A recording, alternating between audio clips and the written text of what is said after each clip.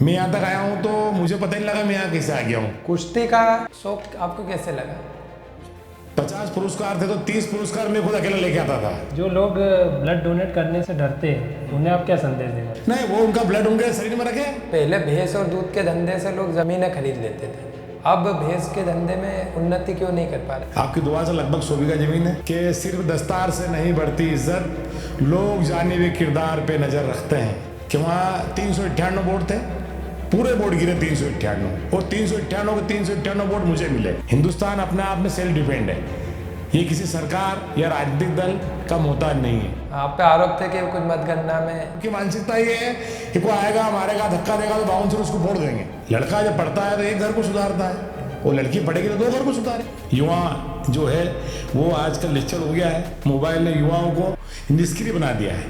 संगत का महत्व तो गीता कुरान और सब में बताया गया है। अगर कोई दोस्त आपकी इच्छा के विपरीत आपसे बात करता है, उसकी नाजायज बात मनवाता है, तो उसको उसी दिन जयन कर दो। और जाकिर भाई बधाई के पात्र है, मैं इनको काफ़ी 10 वर्षों से जानता हूँ। एक समाज सेवा का जज्बा है, इनकी जो पारदर्शी पहल है ये निश्चित रूप से समाज और देश को नई दिशा देने में मील का पत्थर साबित होगी।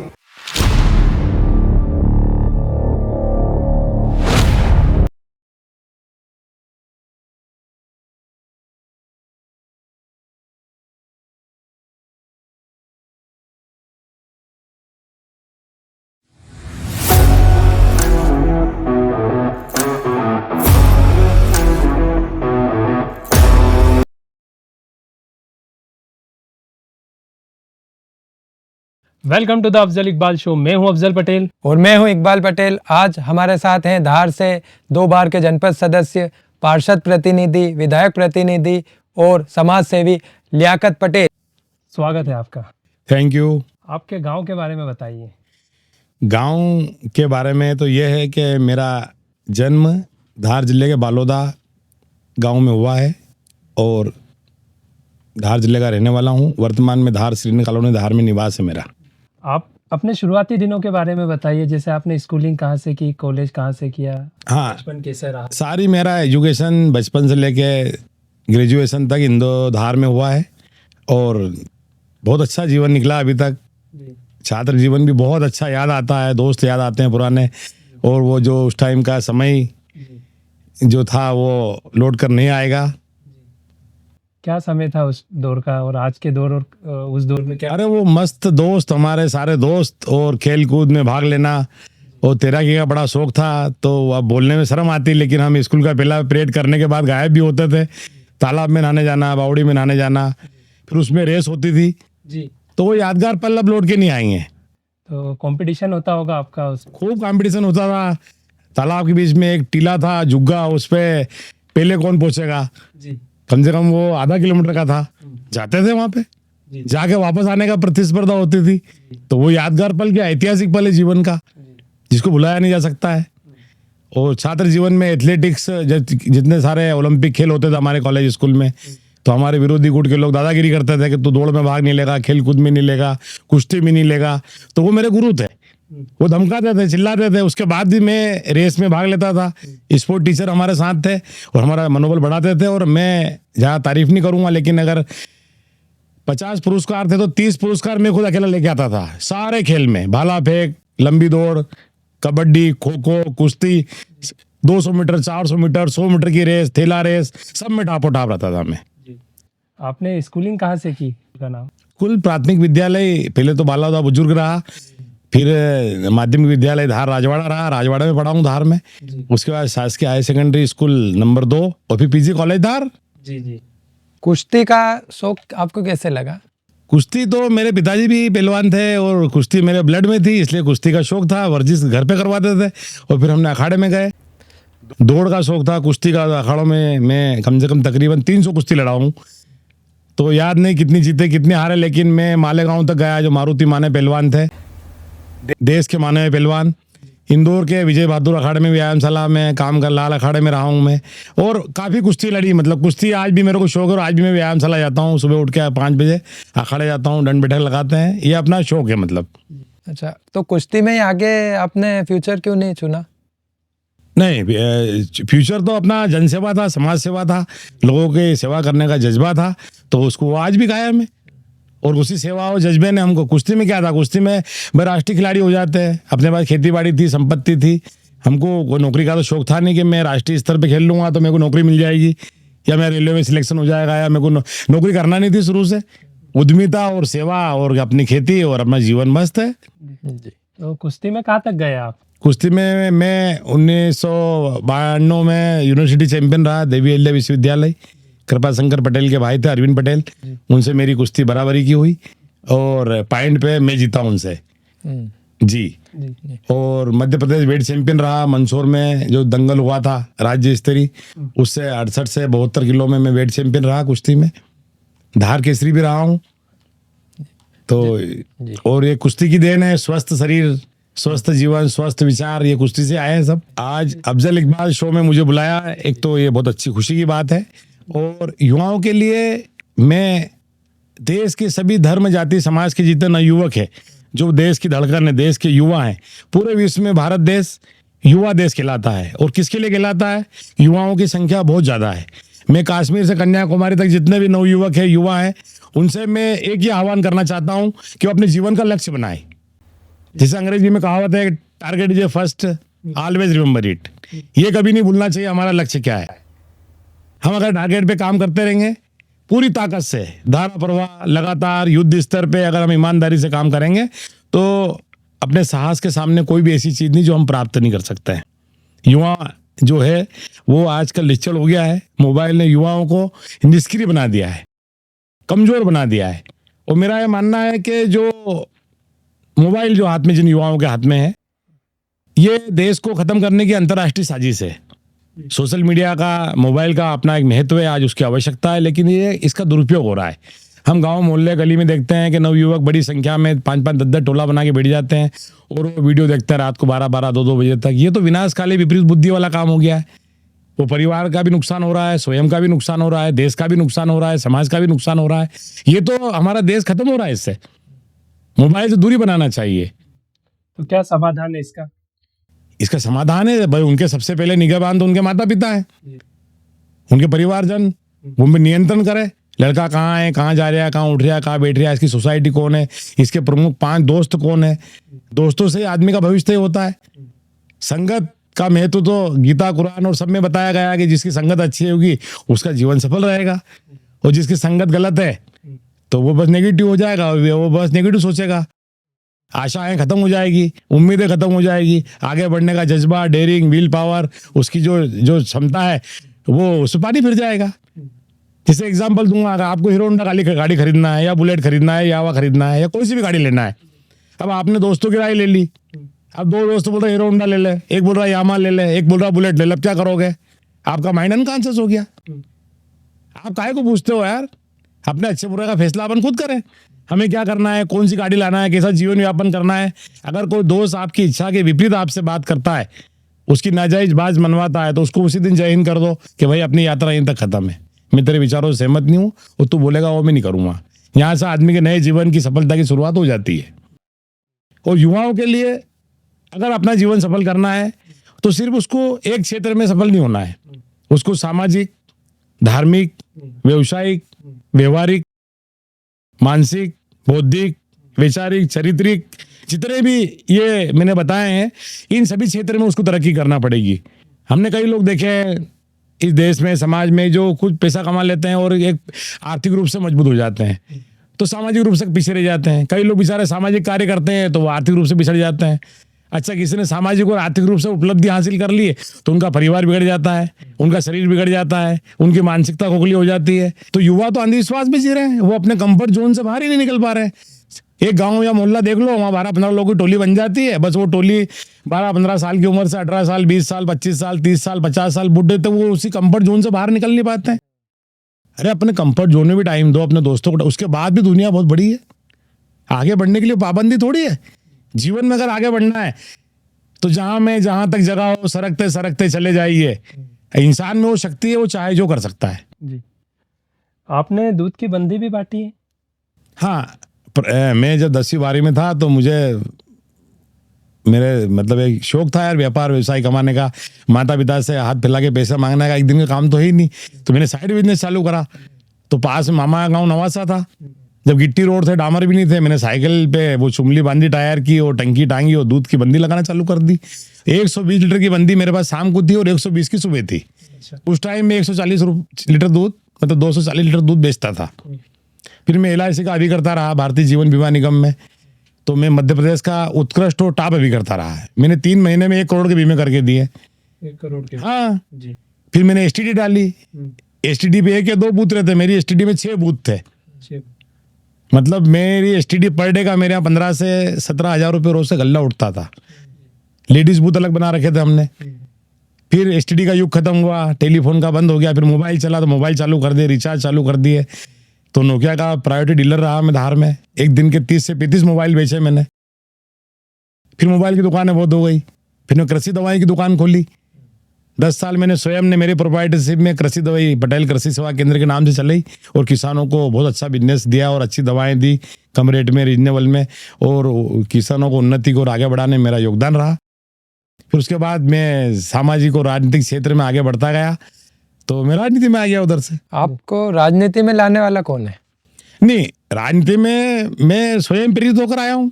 किनसे प्रेरित होके आए या कौन गुरु है? अरे मैंने लोगों को देखा भैया कि लोग हार लेके दौड़ते हैं, नेताओं के पीछे सम्मान करते हैं, भैया भैया। मैं क्या, अपन भी सेवा करो, तो सेवा करते का जज्बा था, तो यहाँ तक आ गए। फिर जनपद चुनाव आ गया। हमारे गांव में चौपालों पे चर्चा चली कि भैया कौन चुनाव लड़ेगा। तो मैंने भी आग्रह किया वरिष्ठों से, बुजुर्गों से, हमारे गांव में जितने भी लोग थे आसपास गांव में। मैंने उस टाइम मोटरसाइकिल थी, कार वार भी कम थी, तो मैं गांव में गया। हमारे पास से गांव रामपुर में गया, बड़ौदिया, गोविंदपुरा, हरसोरा। आज कम से कम 15-16 साल पहले की बात है। तो लोगों से मिला तो मना बोलता चुनाव लड़ने का। दादा मैं चुनाव लड़ूंगा, भैया चुनाव लड़ूंगा। हाँ लड़ो पटेल साहब। चुनाव लड़ लिए और आपकी दुआ से 900 वोट से मैं जीता। 5 उम्मीदवार थे, 13 गाँव थे। और जिस गांव से मैं चुनाव लड़ा, ग्राम भलौदा बुजुर्ग, इतिहास गवाह है कि वहाँ 398 वोट थे। पूरे वोट गिरे 398, और 398 के 398 वोट मुझे मिले। बाकी शेष 4 उम्मीदवार को 0 मिला। तो उसमें से एक उनका अभिकर्ता था, वो मेरे लिए रुका गया। लियाकत पटेल कौन है? ऐसा नेता जिसके गांव में एक भी विरोधी नहीं है।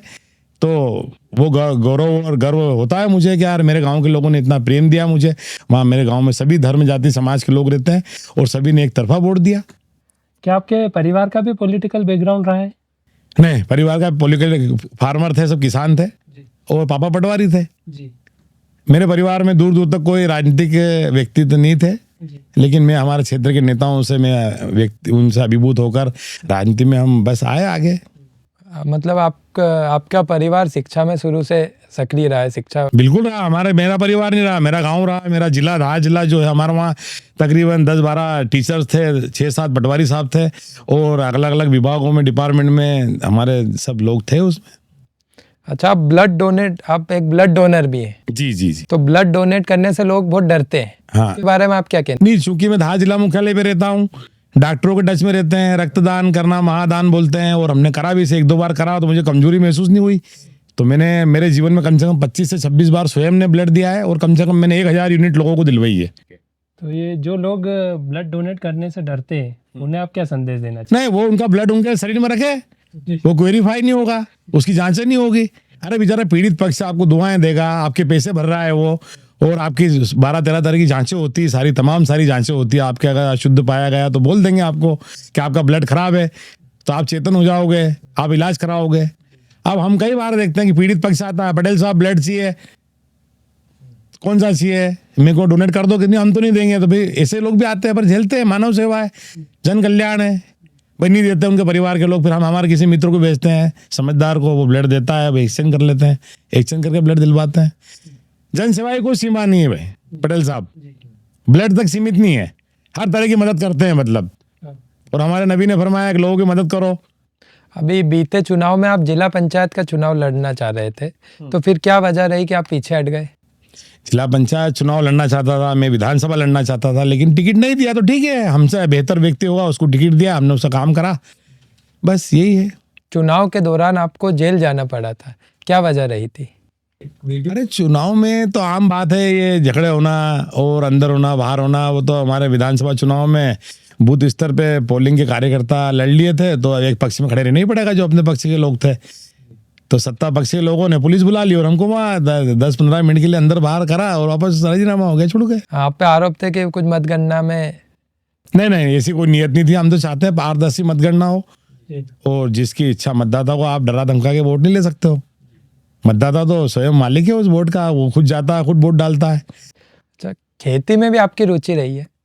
हाँ, खेती तो मेरा मूल काम है ना भैया। मेरा राजनीति में कोई अवैध रूप से पैसे कमाना हमको याद नहीं है, और ना हमारी नीयत है कमाने की।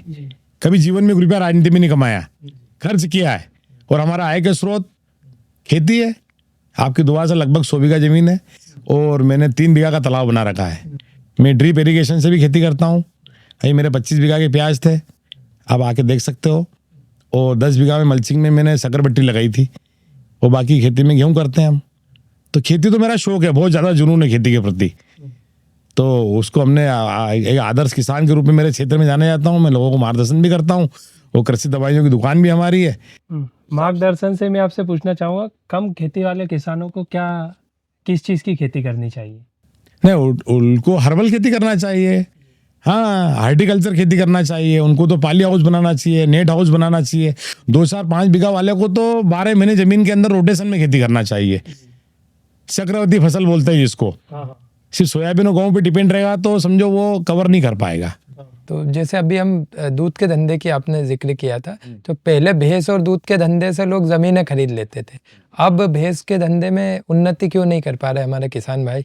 नहीं, वो स्वयं काम नहीं करते ना। वो ऐसे मैंने बैठे दूध डेयरी वाले देखे हैं, लोन पे भरोसे रहते हैं, बड़े बड़े लोन ले लेते हैं, सब्सिडी ले लेते हैं, और दूध निकालने की मशीन ले आते हैं। नौकरों को टेंडर दे देते हैं कि 20 भैंस का दूध तेरे को निकालना है। तो नौकरों को क्या करना है? 20 भैंस का दूध निकालना है। तो 20 भैंस का दूध कितना निकालेगा वो? एक भैंस के अंदर 1 लीटर दूध अगर उन्होंने छोड़ दिया तो 20 भैंस का 20 लीटर का घाटा हो रहा है। भाई आपने भैंस का दूध निकाल लिया तो उन्होंने दूध निकाल लिया। अब कितना निकाला और कितना निकलना चाहिए वो काम तो घर वाले ही कर सकते हैं। पटेल साहब, अगर अपन ठेके पे काम कराएंगे और अपन सेठ बन के घूम रहे हैं, क्या हुआ, दूध निकल गया, कितना बिका है, तो फोन पे डेयरी थोड़ी चलती है।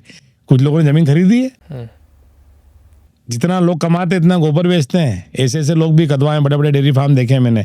200-200 भैंसे हैं, 150-150 भैंसे हैं। घाटा बिल्लोद में हमारे कुशावदा में, ये ब्रांडेड गांव है। वहां जाके आप देखो कि दूध की नदियां बह रही है। 3 आयसर आती है कुशावदा मुसावदा से। घाटा बिल्लोद से डेयरी का लंबा चौड़ा कामकाज है। इधर कदवा में देखा मैंने, पटवा में देखा है, बहुत सारे गाँव है। आप नायता मुंडला देख लो, आप दूध क्रांति के नाम जाना जाता है, लेकिन स्वच्छ शहर के नाम पे वहाँ भैंसे रखने के लिए मना कर रखा है शासन प्रशासन ने। फिर भी लोग रख रहे हैं, चल रहा है काम। तो दूध का व्यवसाय गलत नहीं है, लेकिन दूध का व्यवसाय, अब आपकी भैंस 4 लीटर दूध दे रही है, आपका नौकर 3 लीटर निकाल रहा है, 3 शाम को निकाल रहा है, 2 लीटर का नुकसान हो गया। फिर दूध आपने प्योर डेयरी वालों को बेच दिया, डेयरी वाला उसका दूध, दही, पनीर, चक्का, मिठाई बनाकर बेच रहा है, वो 4 गुना पैसा कर रहा है। तो आपको एक लिंकिंग बिजनेस करना पड़ेगा। दूध भी आपका, डेयरी भी आपकी, पनीर भी आपका, दही भी आपका, घी भी आपका, फिर आप मालामाल हो जाओगे। तो युवा वर्ग जो दिशाहीन घूम रहे हैं, जैसे आपने जिक्र किया था, तो उसका क्या उपाय है? उनको क्या करना चाहिए? यार कुछ भी नहीं करना चाहिए। युवाओं के अंदर आग जो रहती है सीने में आगे बढ़ने की, वो आग बुझ गई है। युवा, मेरा मतलब है कि युवा निष्क्रिय हो गया है, निराशावादी हो गया है, हतोत्साहित हो गया है। युवाओं का कॉन्फिडेंस मर गया है। और वो काहे से मरा है? उनका जो 5-10 लोगों का कॉन्फिडेंस, एक ग्रुप रहता है हर मोहल्ले में, गाँव में देखते हैं अपन, तो नकारात्मक शैली के लोग ज़्यादा हो गए हैं, जो अपने माँ बाप को भी आदर्श नहीं मानते हैं। महापुरुषों को तो बहुत दूर की बात है ना। मतलब देर से उठना, देर से सोना। अरे सो तो 8-9 घंटे ही रहा भाई, तो जल्दी सो जा, जल्दी उठ जा। अब सुबह 2 घंटे पहले जो उठेगा वो एक्सरसाइज करेगा, उसी दिनचर्या जल्दी चालू होगी, तो वो तो 2 घंटे आम आदमी से आगे रहेगा ना। Avantika express, Nizamuddin express Indore railway station में 2 घंटे लेट आएगी, तो वो कोटा राजस्थान दिल्ली में 2 घंटे बाद जाएगी। वो टाइम पे आएगी, वो टाइम पे जाएगी। तो आप जल्दी सो, मोबाइल से छुटकारा पालो, मोबाइल कम चलाओ, सुबह जल्दी उठो। तो ज्ञान ही आदमी को आगे ले जाता है ना। परिवार का योगदान रहता है, समाज का योगदान रहता है, मित्रों का योगदान रहता है, लेकिन आदमी की खुद की एबिलिटी, उसकी योग्यता, उसकी काबिलियत ही उसे आगे ले जाती है। हम किसी पे डिपेंड हो जाएं कि अफजल भाई मुझे आगे बढ़ा देंगे, तो वो अस्थायी रूप से बढ़ाएगा तो फिर बोलेगा मैंने इसको आगे बढ़ाया है। तो लोगों के एहसानों से दबो, बचो। जहां तक हो सके सेल्फ डिपेंड बनो, मेहनत करो, कर्मठ बनो, और अपना भविष्य, अपना इतिहास खुद बनाओ। समाज की बहनों का अगर कोई फोटो गलती से किसी को मिल जाता है तो वो उसे ऐसे वायरल कर दें जैसे उससे उन्हें कोई लाभ होने वाला है। नहीं, फोटो मिल क्यों जाते हैं यार? मैं तो इस बात से बड़ा परेशान चिंतित हूँ कि फोटो क्यों मिल जाते हैं, फोटो क्यों आया। और मैं बहुत महत्वपूर्ण बात बोलने जा रहा हूँ समाज के उन लोगों के लिए कि जिन घरों में अपनी बहन बेटियों के हाथ में मोबाइल है तो फिर दरवाजे और चैनल गेट लगाने की जरूरत नहीं है। जी। मोबाइल अगर उसके हाथ में है तो वो घर से बाहर ही है। आप लोग दिखावे के लिए वो कमरे में बंद कर दो, चैनल गेट लगा दो, गेट पे डाबरमैन कुत्ते रख लो, एक गार्ड रख लो, सीसीटीवी कैमरे लगा दो। जिसके हाथ में मोबाइल है उसी कोई सीमाएं नहीं है। तो ये तो आप बहुत छोटी बात कर रहे हो, तस्वीरों की, फोटो की, वो समाज की तो आम बात हो गई, वो चल रहा है। लेकिन इस पर प्रतिबंध लगना चाहिए। घर का जो मुखिया है उसके वहाँ मोबाइलों पर नियंत्रण होना चाहिए। भाई कोई लड़की बड़ी हो गई, शादीशुदा हो गई है तो उसके ससुराल वाले अगर चाहे तो उसको मोबाइल दे सकते हैं, उसका पति दे सकता है। लेकिन मेरा मतलब जब तक उसका शादी विवाह नहीं हो उसके पहले माँ बाप को बच्ची को मोबाइल नहीं देना चाहिए। एक तरह का आप गलत दिशा में उसको भेज रहे हो। अब बोलते हैं एजुकेशन के लिए आज जरूरी है, स्कूल का कोर्स आ रहा है, स्कूल का ये लिखा पढ़ी हो रही, तो उस टाइम दे दो ना। घर का एक फोन रखो। मैं मेरे घर की बात करता हूँ, मेरे यहाँ टीवी नहीं है आज 20 साल से। मेरे घर में आप आगे चेक कर सकते हो, ना डिश कनेक्शन है, ना हमने ऊपर को छतरी लगाई है और ना मेरे घर को टीवी है। ठीक है, नेचुरल लाइफ जियो ना। घर का वातावरण माहौल अगर आपको सही रखना है तो आपको इन फालतू चीजों से बचना पड़ेगा। लड़कियों के एजुकेशन के बारे में क्या कहेंगे आप? अरे लड़कियों का एजुकेशन तो होना बहुत जरूरी है। लड़का जब पढ़ता है तो एक घर को सुधारता है, और लड़की पढ़ेगी तो 2 घर को सुधारेगी। लेकिन अपनी निगहबानी में पढ़ना चाहिए, पारदर्शिता से देखो उस कब जा रही है, ट्यूशन जा रही है, कहाँ जा रही है। अभी हमारे जैसे बिलोदा के सली उनके हमारा क्या नाम उनका मंसूर भाई की लड़की ने यूपीएससी की तैयारी करी तो वो कलेक्टर बनने की तैयारी में लगभग मैंने सुना था उनका नाम वहाँ तक पहुँचा है। तो अगर अधिकारी वर्ग में बढ़ते हैं या न्यायालय में और जिस क्षेत्र में डॉक्टर बन रही बहुत सारी लड़कियाँ, तो आने वाले समय में ये सेवाएं देगी। पढ़ाई के मैं पक्ष में हूँ, पढ़ाई होना चाहिए, क्योंकि पढ़ाई रहेगी तो लड़की 2 घर सुधारती है। पर सामाजिक मर्यादा में पढ़े और समाज का ध्यान रखते हुए अपना जीवन बसर करे, यही संदेश देना चाहिए। सोशल मीडिया पर वीडियो आ रहे हैं जिनमें लोग कार को नुकसान पहुंचा रहे हैं। ये सब वीडियोस बहुत सर्कुलेट हो रहे हैं हसद की वजह से या किसी वजह से। उस बारे में आप क्या कहना चाहेंगे?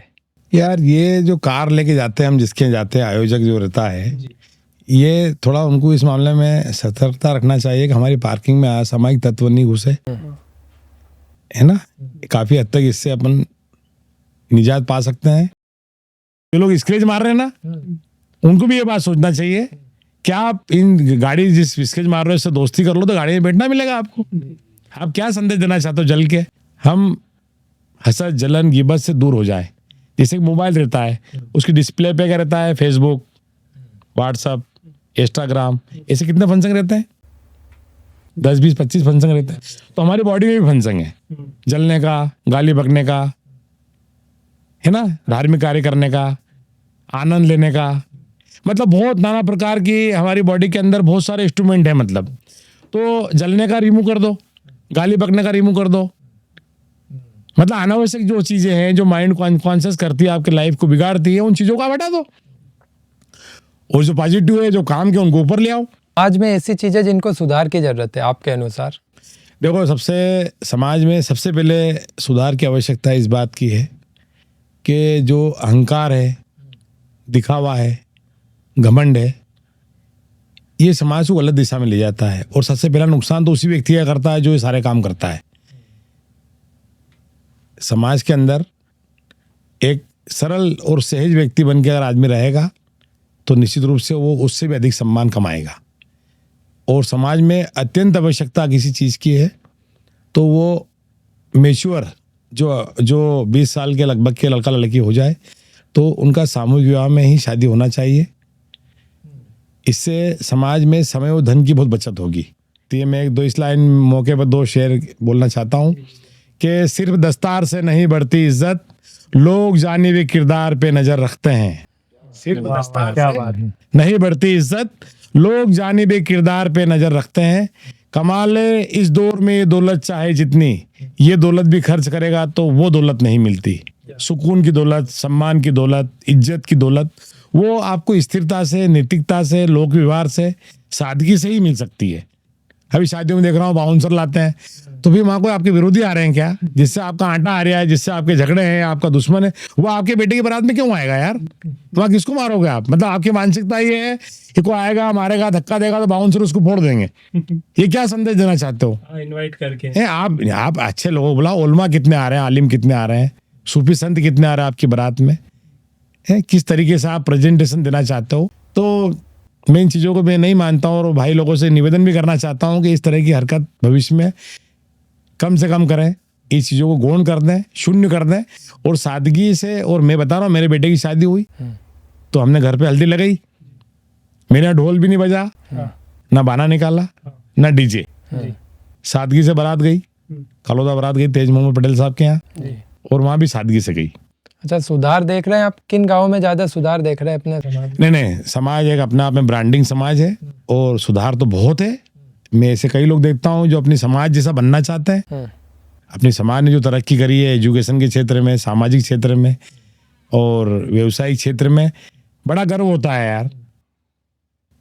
आज कार्यपालिका में देख रहा हूँ हमारे समाज के लोग जज भी हैं, है ना, पुलिस प्रशासन में है, फौज में है, व्यापार में बड़े बड़े उद्योगपति हैं, दुबई में काम चल रहा है कंस्ट्रक्शन का, ऐसे लोग भी हमारे यहाँ हैं। मतलब मैं आई प्राउड यू, मतलब मैं बहुत नाज करता हूँ, गर्व करता हूँ, और बहुत खुशी होती है। और मैं उन तमाम लोगों को आदर्श मानता हूँ जो आज तेज गति से आगे बढ़ रहे हैं। ये उनके परिवार के लिए नहीं कर रहे हैं, या समाज के लिए नहीं कर रहे हैं, वो देश के लिए काम कर रहे हैं। राजनीति में आप खुद को 5 साल बाद कहाँ देखते हैं?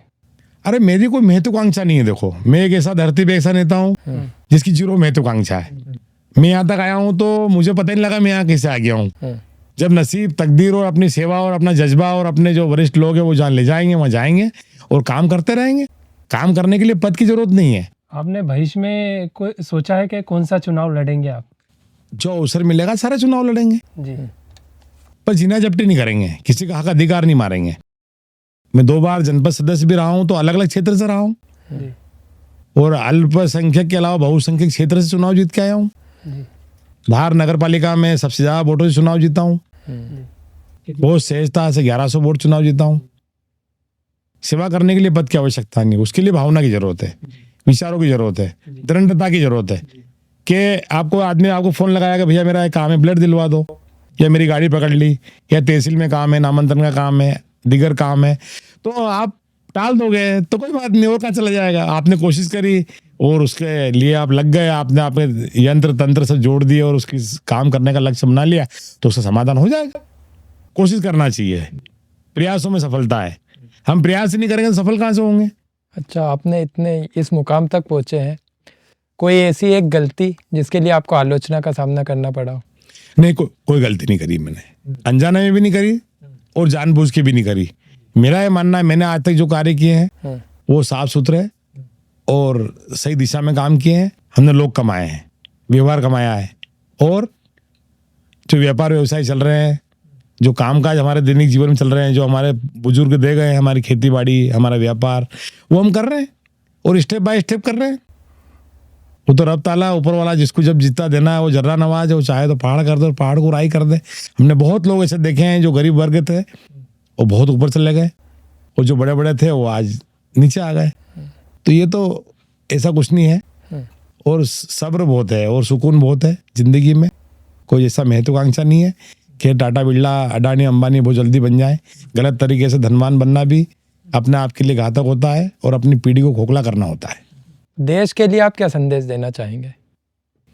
अरे देश तो विश्व गुरु बने, यही संदेश देना चाहता हूं, और इसके लिए इसकी बड़ी जिम्मेदारी देश के बड़े राजनीतिक दल जो गंदी राजनीति करते हैं वो देश के किसानों के बारे में सोचे, क्योंकि हमारा देश कृषि प्रधान देश है। भारत की पहचान पूरे विश्व पटल पर एक खेती वाले देश के लिए हमारे यहाँ की वनस्पति, हमारे यहाँ का जलवायु और हमारे यहाँ की जमीन, यहाँ की मिट्टी सोना उगलती है, लेकिन संसाधन नहीं है। जिससे नर्मदा का पानी कई जगह नहीं पहुंच पाया है अभी, गांव-गांव तक, खेत तक नर्मदा का पानी पहुंचे। बड़े बड़े सरकारी जगहें पड़ी हैं, वहाँ तालाब बनना चाहिए, नदियों को जोड़ने का काम युद्ध स्तर पे होना चाहिए। क्योंकि ये देश जब समृद्ध बनेगा, जब किसान समृद्ध होगा, युवा जागरूक होगा। आज युवा जागरूक नहीं हो रहा है, युवा घर बैठे सब चीज चाहिए, सारी सुविधा चाहिए उसको, कुछ करना नहीं चाहता है, बस 80% युवा माँ बाप पे डिपेंड है कि सारा काम यही करके देंगे। अरे उनने आपको बड़ा कर दिया है, एजुकेशन दे दी है, आपकी शादी कर दी है, उसके बाद तो आप आत्मनिर्भर बनो, आप अपना प्लान करो। युवा और देश का बड़ा संबंध है, और हमारा देश महान था, महान है, महान रहेगा। और हिंदुस्तान को सोने की चिड़िया वाला देश इसलिए नहीं बोलते हैं। हिंदुस्तान अखंड भारत है, जहाँ विभिन्न धर्म जाति समाज के लोग रहते हैं। ये देश हजारों बार टूट के फिर खड़ा हो गया है। हिंदुस्तान अपने आप में सेल्फ डिपेंड है, ये किसी सरकार या राजनीतिक दल का मोहताज नहीं है। मेरा एक मानना है, देश को बहुत जल्दी तरक्की मिलेगी अगर मैं जो चाह रहा हूँ बताना चाह रहा हूँ आपको कि इंपोर्ट एक्सपोर्ट जो हब है हर जिले में बनना चाहिए। जिस तरीके से हर जिले में जैसे राजनीतिक दल का ऑफिस होता है, कार्यालय होता है ना, उसी प्रकार एक इंपोर्ट एक्सपोर्ट हब होना चाहिए, कलेक्टेड में फाइनल होना चाहिए। मैं देश के प्रधानमंत्री जी और मुख्यमंत्री से भी निवेदन करना चाहता हूँ, अगर मेरा संदेश वहां तक पहुंच रहा है, वो देख रहे हो, सुन रहे हो, तो मेरी एक इच्छा है, मतलब कि हर जिले में जिला मुख्यालय पर जहाँ कलेक्टेड रहता है वहां पर एक 20 बाय 20, 50 बाय 50, 100 की एक बिल्डिंग बनना चाहिए, और लिखना चाहिए कि भाई ये इंदौर जिला इंपोर्ट एक्सपोर्ट हब। वो एक फर्म होना चाहिए शासन की ओर से कि कोई भी किसान वहां पर अपनी उपज का दाम ले सकता है कि भाई विदेश में कौन सी चीज़ कहाँ क्या भाव बिक रही है, और हमारे यहाँ से इसको ले जाने की व्यवस्था क्या है। और हमारे यहाँ महंगे तरबूज, शकरबट्टी, भिंडी, टमाटर, गोभी, पालक, अन्य प्रकार की सब्जी, जामफल, सीताफल, पपीता, बड़ी तादाद में हमारे यहाँ फल फ्रूट उगता है। लेकिन इंपोर्ट एक्सपोर्ट की जानकारी नहीं होने के कारण किसान अपने गांव तक, मंडी तक दम तोड़ देता है। हम देखते हैं कई बार फेंकना पड़ता है हमारा जो उपज है कृषि की, तो इसका सही संचालन नहीं हो रहा है। देश के कृषि मंत्री को इस पर विचार करना चाहिए, और इंपोर्ट एक्सपोर्ट हब बनना चाहिए हर जिले में, और उसकी वहाँ के जिले तहसील स्तर पे, पंचायत स्तर पे उसका लिंकिंग बनना चाहिए, एक चैनल बनना चाहिए कि सभी चीज़ों की, मूंगफली का रेट क्या है, अनाज का रेट क्या है, गेहूं का रेट क्या है, कौन सा बटला है, कौन सी सब्जी है, कौन सा फल है, किस देश में रिक्वायरमेंट है, सारा डिजिटल चलना चाहिए। हर आदमी को मालूम होना चाहिए कहाँ किसकी रिक्वायरमेंट है, कौन सी चीज़ कहाँ जाएगी, उससे देश बहुत तेजी से तरक्की करेगा। कुछ गांव के नाम लेंगे आप, उसमें से एक व्यक्ति या उससे अधिक व्यक्ति के नाम ले सकते हैं जिसे आप हमारे शो में अगला गेस्ट देखना चाहते हैं। तो वो हमारी समाज के जो राज्य मंत्री डॉक्टर सन्नवर पटेल साहब हैं, जी, उनका भी विचार हमको जानना है, और एक कालियादह मेल में अफसर पटेल साहब हैं जो पूर्व जनपद के अध्यक्ष हैं। ये मॉस लीडर है, ये ग्राउंड लीडर लेवल के मैं नाम बता रहा हूँ। अच्छा, सामाजिक क्षेत्र में जिन लोगों ने अच्छे कार्य किए हैं उनको भी आपको आमंत्रित करना चाहिए, बुलाना चाहिए। जिन लोगों ने सामूहिक विवाह सम्मेलन के आयोजन किए हैं, जो समाज को नई दिशा देना चाहते हैं। आज अफजल इकबाल शो में मुझे आमंत्रित किया था, बहुत अच्छा लगा, और इनकी जो पारदर्शी पहल है ये निश्चित रूप से समाज और देश को नई दिशा देने में मील का पत्थर साबित होगी। निश्चित रूप से ये दोनों भाई भी हैं और मित्र भी हैं, और इनका जज्बे की मैं सम्मान करता हूँ, कदर करता हूँ, क्योंकि इस भागम भाग की दुनिया में जो आज लोग पैसा और सम्मान कमाने की अंधी दौड़ में दौड़ रहे हैं, उस दौड़ से बाहर हट के एक यूनिक सोच, डिजिटल सोच, और देश के प्रतिभावान लोगों को बुलाकर इस स्टूडियो में लाकर उनकी भावनाओं को आम जनता तक भेजने में जो इनका योगदान है, ये अपने आप में एक इतिहास बनाएगा। निश्चित रूप से लोग आज सोशल मीडिया के माध्यम से अपने जीवन के बहुत बड़े बड़े निर्णय बदल देते हैं। जैसे मेरा उद्बोधन हुआ है, और युवाओं के बारे में, देश के बारे में जो हमारी जनचर्चा हुई है, निश्चित रूप से अगर ये धरातल पे आती है, डिस्प्ले पे आती है, तो लोगों को कई चीज़ें सीखने को मिलेगी। हो सकता है मैं ये दावा नहीं करता हूँ कि मैंने सारी बातें बहुत अच्छी बोली है, मैं आदर्श व्यक्ति हूँ, लेकिन मेरी जो जनभावना थी, युवाओं के प्रति जो मेरा रुझान था, मेरी भावना है, मेरी मानसिकता है, वो मैंने आज इनको बताई है। तो अफजल इकबाल शो के माध्यम से वो जन जन तक पहुँचेगी, ये मैं आशा करता हूँ। और इनके पिता जाकिर पटेल साहब, जो कि अपने आप में एक समाज सेवी और उद्योगपति के रूप में पहचान रखते हैं, जो किसी परिचय के मोहताज नहीं है, उनके दो एक कोहिनूर हीरे मेरे सामने बैठे हैं, जिन्होंने आज ये शो करा है। बड़ा फक्र होता है, गर्व होता है कि आज ये एक नई दिशा में जा रहे हैं, क्योंकि पूरी दुनिया नकल से बनी है। इनके बाद भी कई लोग ये काम करना चाहेंगे, लेकिन इस काम में भावना चाहिए। जाकिर भाई ने इन दोनों बेटों को जब ये कार्य करने के लिए प्रेरित किया होगा, या इन्होंने उन्हें प्रेरित किया होगा, तो घर में एक समन्वय बना होगा बाप बेटों के बीच में। तो ये चीज़ आज देखने को मिल रही है, और जाकिर भाई बधाई के पात्र हैं। मैं इनको काफ़ी 10 वर्षों से जानता हूँ। एक समाज सेवा का जज्बा है। इन्होंने पूर्व में नायता मुंडला में एक ऐतिहासिक सामूहिक विवाह सम्मेलन करा था, जो इस देश के अंदर, समाज के अंदर एक इतिहास में दर्ज है। शायद कोई अभी तक नहीं कर पाया है, रिकॉर्ड नहीं तोड़ पाया है।